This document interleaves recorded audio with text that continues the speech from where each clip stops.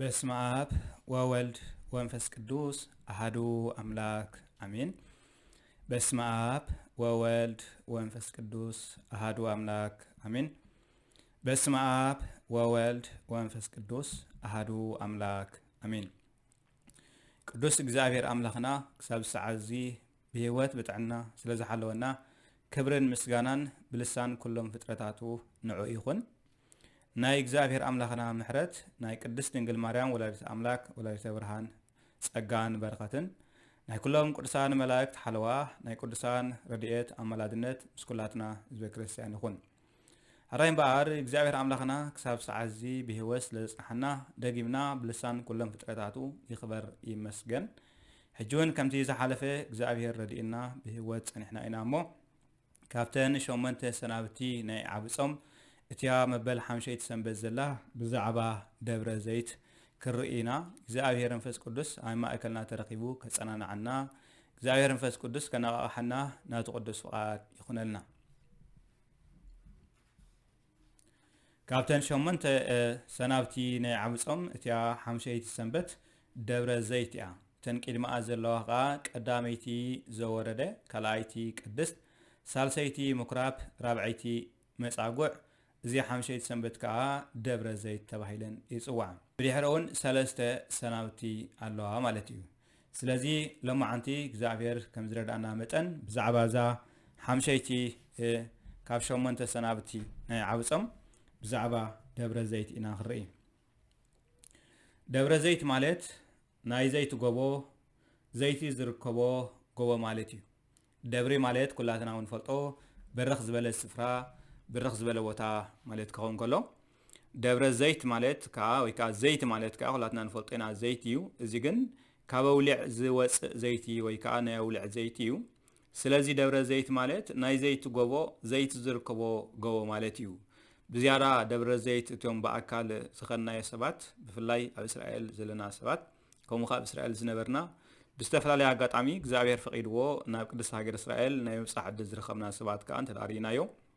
ደብረ ዘይት ብኣውሊዕ ዝተሸፈነ ስፍራ ብኣውሊዕ ዝተሸፈነ ጎቦ እዩ። ስለዚ በዚ ምክንያት እዚ እምበኣር ደብረ ዘይት ማለት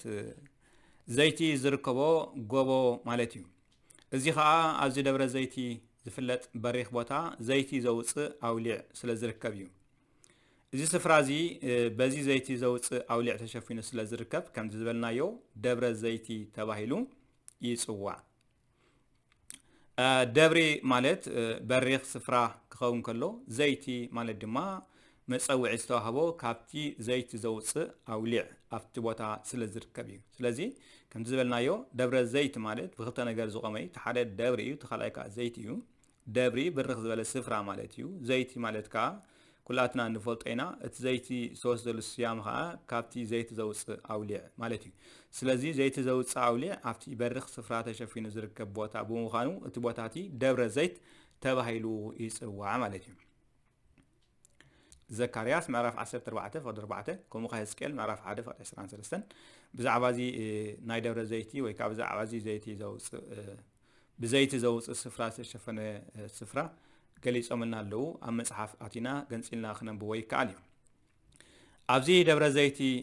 ወይ ድማ ኣብዚ ብደብረ ዘይት ዝፍለጥ ቦታ ጎይትናን ኣምላኽናን መድሓኒናን ኢየሱስ ክርስቶስ ብዙሕ ትእምርትን ተኣምራትን ዝፈጸመሉ ቅዱስ ስፍራታት ዝርከበሉ እዩ። ويدما أبز بوتا زي قويتنا أملاخنا مدحننا إيسوس كريستوس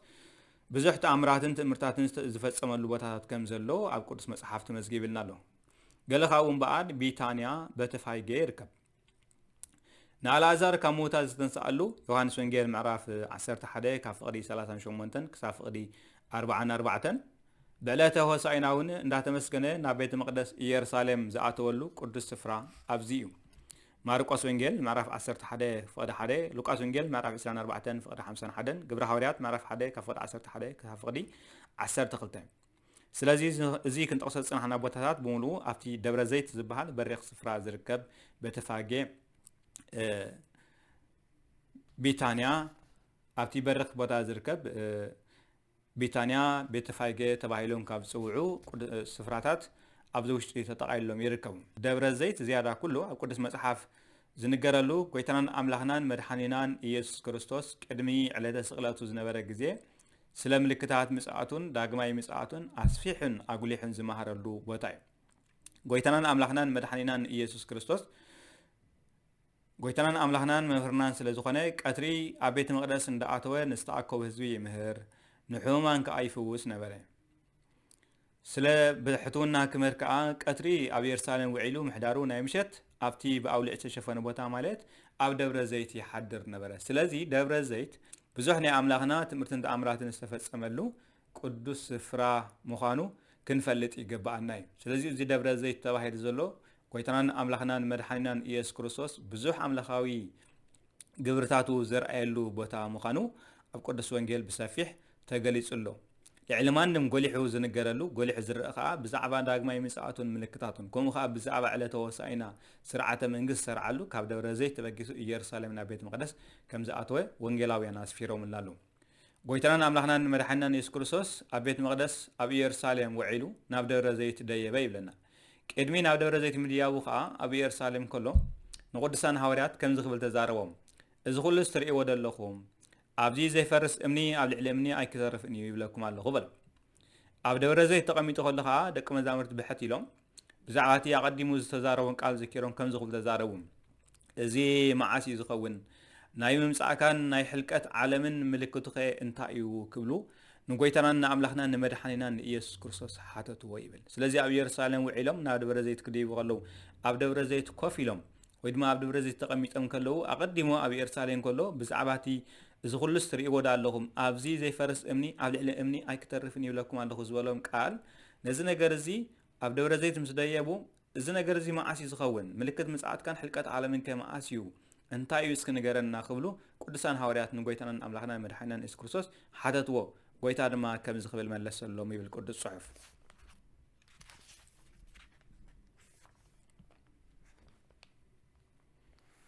شعو قويتنا أملاخنا مدحانينا إيسوس كريستوس حدوكا كيسحتكم تتنقو أنا كريستوسي ندابلو بزحات بسمي كمصو يوم نبزحات ونكسحت يوم زي ماليت بزحات بناي سيطان حساب تتاليلوم أف سرقي أف حميت أف مزرنا أف كفات أف تنكد وزتا كمرحوم كفتن يوم كاوز باسخا كريستوس زي كونو كريستوسينا صادقانينا كريستيان إنا ندابلو كتنس يوم سلازي تطنققو بلام زي كل وحدات كمص مخانو اقدمو قيتنا املخنا مدحنا إيسوس كريستوس بحواريات غيرو حبيرناي ناتنا تارا ناتنا اجام ناتنا سراح ناتنا تغبار انتايو انت تباهيلغنا هايماناتنا حالينا كاب حاتيات رحقنا منبار طراحي منياتو قيتنا املخنا مدحنا إيسوس كريستوس بافاوريات غيرو نحواريات بزنقرم قال غيرو انتايو تطنققو كبل أقدمات إنكنا سلزخانة كسيدو قيتنا أملاخنا مدحنا إيسوس كريستوس وجن ورا وجن كسمعيكم أستوعلو عيسنبرو إذا خلو بجدن خوينيو انتقنا مودعتا شعي كونن حزبي عبد الحزبي منجستي عبد المنجستي كل عليو أكل بوتات كأرهابن من قطعة مدرن خوين إيو إذا خلو مجمرتها كلولاويو قيتنا أملاخنا مدحنا إيسوس كريستوس كلمة فردي داغما يمسؤون خوين نجر نقول سان حوارات حالة دحر حدا زرزير نجرم قدمتنا ميچرشا ساعات إذا لعل استقلت زبل كله كم كلولا كوين كفصم يبلا إذا نجارات أبزر على جزية نايكوسس مساعات قريب خمس زلون فلت يجبعنا يوم قريب خمس زلون فلت راح تيكونس كنجور زلنا مدلوات استوعب عن فلت كنفصم كم زلنا خاء قويتنا أملاخنا مدحنا إيسوس كريستوس كم تينا حواري أز نجرم لو مدمانا عنا ينجرنا له قال كافتي متن قطعات ጎይታናን አምላኽናን መድኃኒናን ኢየሱስ ክርስቶስና ሐዋርያት ዝበሎም ከምዚ ይብል ንጥኑሳትን ንመጥበውቲ ህፃናትን ወይለን ህድማኹም ብዕለት ሰንበት ወይ ድማ ብክረምቲ ከይከውን ጸልዩ ይብል ንጥኑሳትን ንመጥበውቲ ህፃናትን ወይለን ህድማኹም ብዕለት ሰንበት ወይ ድማ ብክረምቲ ከይከውን ጸልዩ ይብል ስለዚ እንታይ ማለት እዩ ህፃናትን ንጥኑሳትን ንመጥበውቲ ህፃናትን ወይለን ዝበለሉ ምክንያት እንታይ እዩ ህድማኹም ብዕለት ሰንበት ወይ ካብ ዕለት ክረምቲ ከይከውን ጸልዩ ዝበለሉ ምክንያት እንታይ እዩ ተተባሂሉ ትሕቲልና ብዛዕባ እዚ ምሳሌ እዚ ክርኢና ኣብዚ አንቀጽ እዚ ጥኑሳት ዝተባህሉ ካብ ጽድቂ ዝረሓቁ ኣብ ሓጢአት ኣብ ርክሰት ዘለው ሰባት እዮም ሓንቲ ጥንስቲ ኣብ ግዜ ምህዳን ክኸውን ከሎ ኩናት ኮነ ዝህድም አጋጣሚ ኣብ ዝረኸባ ሰዓት ከምተን ዘይጥኑሳት ናይ ምግያይ ዓቕምን ክእለትን የብላን ኩላትና ከም እንፈልጦ ሓንቲ ብፅሕቲ ወርሒ ወይ ድማ ሓንቲ ጥንስ ሰበይቲ ዝኾነ ሽግርን መከራን ኣብ ዝመፀሉ ኩናት ኮነ ዝህድም ምክንያት ኣብ ዝተፈጥረሉ ሰዓትን ግዜን ከምተን ካልኦት ከምተን ጥንስ ዘይብለን ከምተን ብፅሓት ነፍሲ ጾራ ዘይኮና አንስቲ ክትጎይን ከምኣተን ክትሃድምን ዘለዋ ተኽእሎ ፀቢብ እዩ ከምኣተን ክትሃድምን ህይወታ ክትድሕንን ኣይትኽእልን እያ ማለት እዩ ከምኡ ከዓ ክርስቶስ ንፍርዲ ኣብ ዝመፀሉ ሰዓት ብጥንሲ ዝተመሰለ ሓጢአት ተሰኪምና እንተፀኒሕና ካብቲ ናይ ኩነኔ መከራ ክነምልጥ ኣይንኽእልን ኢና ክርስቶስ ብክበበ ትስብእት ብግርማ መለኮት ንፍርዲ ናብዚ ዓለም ዳግማይ ኣብ ዝመፀሉ ግዜ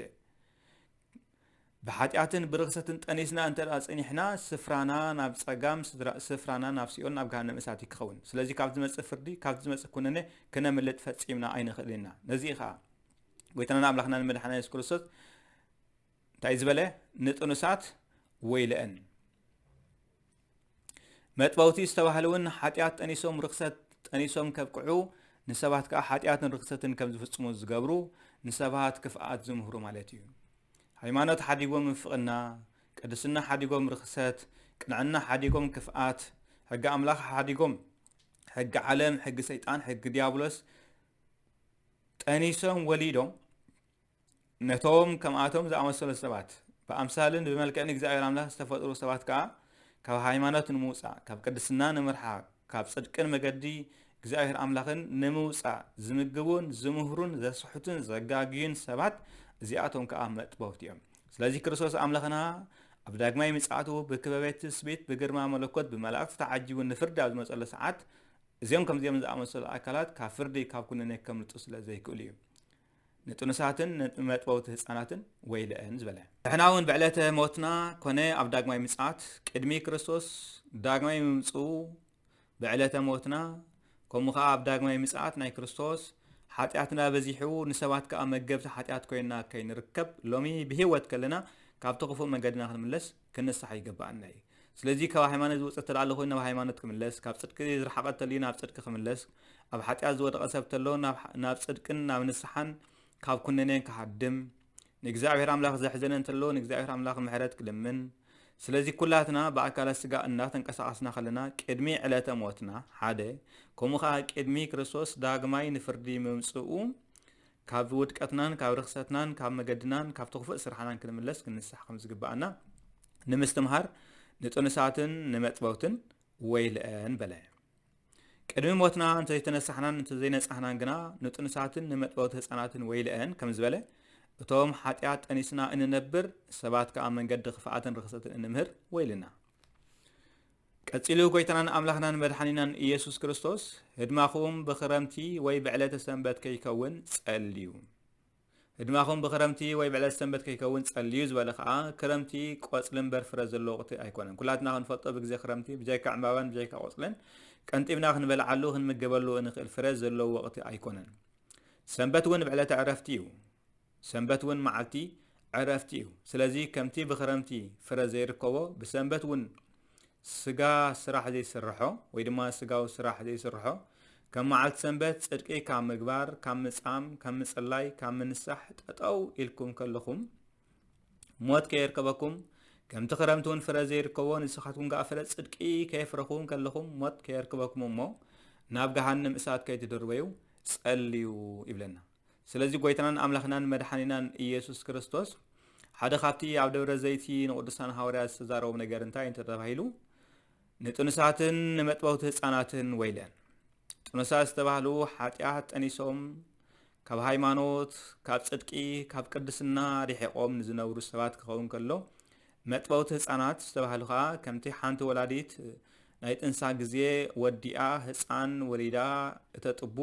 ከምኡ ከዓ ሓደ ሰብ ካብ ሃይማኖት ርሒቁ ካብ ምግባር ጽድቂ ርሒቁ ካብ ቅድስና ወፂኡ ሓጢአት ጠኒሱ እሞ ከዓ ነቲ ዝፍጽሞ ሓጢአት ነቲ ዝፍጽሞ ክሕደት ነቲ ዝኸደ ጉጉይ መገዲ ንኻልኦት ሰባት ኣብ ምምጋብ ንኻልኦት ሰባት ናብ ሓጢአት ኣብ ምኻድ ንኻልኦት ሰባት ናብ መገዲ ክፍኣት ኣብ ምምራሕ እንተደኣ ተዋፊሩ ነዞም ሓጢአት ጠኒሶም ዘለውን ነቶም ሓጢአት ጠኒሶም ዝወለዱ እሞ ከዓ ንኻልኦት ሰባት ዝምግቡን ክልቲኦም ኣብ ግዜ ምጽኣት ናይ ክርስቶስ ወይልኦም ይብል። ምክንያቱ ከምዚ ዓይነት ሰባት ብቅድስናን ብጽድቅን ስለዘይነብሩ ከምዚ ዓይነት ተግባር ሒዝና ምስ ንጸንሕ ቦታና ምስ ቅዱሳን ሐዋርያት ምስ ቅዱሳን ነቢያት ዘይኮነስ ኣብ ገሃነም እሳት ስለዝኾነ ጎይታናን ኣምላኽናን መድሓኒና ኢየሱስ ክርስቶስ እምበኣርከስ ነተን ጥኑሳትን ነተን መጥፎትን ወይልአን ክብል ብኣምላኻዊ ቃሉ ይነግረና። ስለዚ ንሕና እውን ሎሚ ቅድሚ ዕለተ ሞትና ሎሚ ቅድሚ ክርስቶስ ዳግማይ ናብ ዝዓለም ምምጽኡ ካብ ሓጢአትናን ካብ ርክሰትናን ክንምለስ ከም ዝግባአና ዝሕብረና እዩ። እቲ ካልኣይ ከዓ ህድማኹም ብክረምቲ ወይ ካብ ዕለት ሰንበት ከይከውን ተጠንቀቁ። ምጽኣት ናይ ክርስቶስ ምጽኣት ናይ ነፍሲ ወከፍና ብግዜ ክረምቲ ማለት ክረምቲ ብዘይካ ቆጽልን ብዘይካ ዕምባባን ፍረ ከም ዘይርከቦ ፍረ መንፈስ ቅዱስ ኣብ ዘይብልኩም ፍረ ጽድቂ ኣብ ዘይብልኩም ሰዓት ምጽኣት ናይ ነፍስኹም ከይከውን ጸልዩ። ከምኡ ካብ ዕለተ ሰንበት ስጋዊ ስራሕ ከም ዘይስራሕ ከምኡ ድማ ንስኻትኩም ካብ ጸሎት ካብ ቅድስና ካብ ምምስጋን ርሒቁም ከለኹም ናይ ነፍስኹም ምጽኣት ከይከውን ተጠንቀቁ ይብለና። ስለዚ ከምዚ ተደኣ ኮይኑ ግና ምጽኣት ነፍስኹም ብግዜ ክረምቲ ብግዜ ሰንበት ብዝተመሰለ ዕለት ፍረ ኣብ ዘይብልኩም ቅድስና ኣብ ዘይብልኩም ሰዓትን ግዜ እንተደኣ ኮይኑ ስፍራኹም ኣብ ገሃነም ኣብ ሲኦል ምስ ዲያብሎስ ምዃኑ ኣስተፍሉ።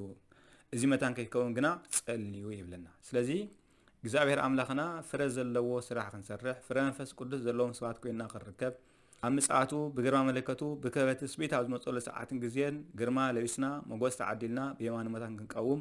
እግዚአብሔር ኣምላኽና ሎሚ ኣብ ምድራዊ ህይወትና ይርዳእና ዕድመ ንንስሓ ሂቡ ዘስተውዕል እዝነ ልቦና ክህበና ንየማን ክመርሓና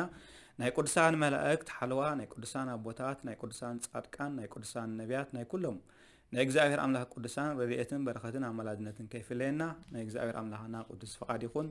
ንዝመሃረና ንዝገሰጸና ልዑለ ባህሪ ኣምላኽና እግዚአብሔር ሎሚን ዘለዓለምን ዘለዓለም ዓለም ክብርን ምስጋናን ይብጽሕዮ። ስብሃት ለእግዚአብሔር ለወላዲቱ ድንግል ወለመስቀሉ ክቡር አሜን።